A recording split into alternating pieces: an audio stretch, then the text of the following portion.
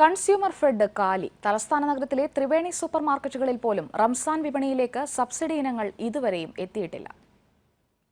റംസാന് 5 ദിവസം മാത്രം ശേഷിക്കെയാണ് വിപണിയിൽ ഇടപെടാൻ തന്നെ തീരുമാനിച്ചത്.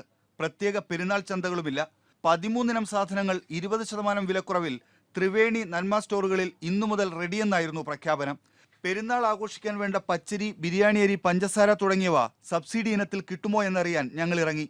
ആദ്യം സെക്രട്ടേറിയറ്റിന് എതിർവശത്തെ ത്രിവേണി സൂപ്പർ മാർക്കറ്റിലേക്ക്.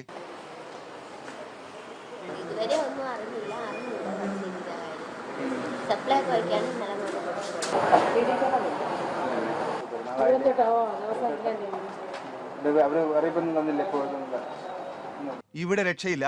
ഇനി പെരുന്നാൾ വിഭവങ്ങൾക്ക് ആവശ്യക്കാർ കൂടുതലുള്ള മണക്കാട്ടേക്ക്. നഗരത്തിന്റെ മറ്റൊരു ദിക്കിലെ പേരൂർക്കട സൂപ്പർ മാർക്കറ്റിലേക്ക്. പുത്തരിക്കണ്ടത്ത് പ്രത്യേക ചന്തയുള്ളതിനാൽ സപ്ലൈകോ വഴി സബ്സിഡി ഇനം കിട്ടും. പെരുന്നാളിന് ഇനി 4 ദിവസം മാത്രം ബാക്കി. കൺസ്യൂമർ ഫെഡിൽ എപ്പോൾ സബ്സിഡി ഇനങ്ങൾ വരുമെന്ന് ജീവനക്കാർക്ക് ഉറപ്പില്ല. ഇതാണ് വിപണിയിൽ ഇടപെടേണ്ട കൺസ്യൂമർ ഫെഡിന്റെ അവസ്ഥ. കഠിനമായ വ്രതത്തിന് ശേഷം പെരുന്നാൾ ആഘോഷിക്കണമെങ്കിൽ പൊതുവിപണിയിലെ പൊള്ളുന്ന വിലയെ ആശ്രയിക്കണം. തിരുവനന്തപുരത്ത് നിന്ന് വിമൽ റോയ്ക്കൊപ്പം KR ശിവകുമാർ, ഏഷ്യാനെറ്റ് ന്യൂസ്.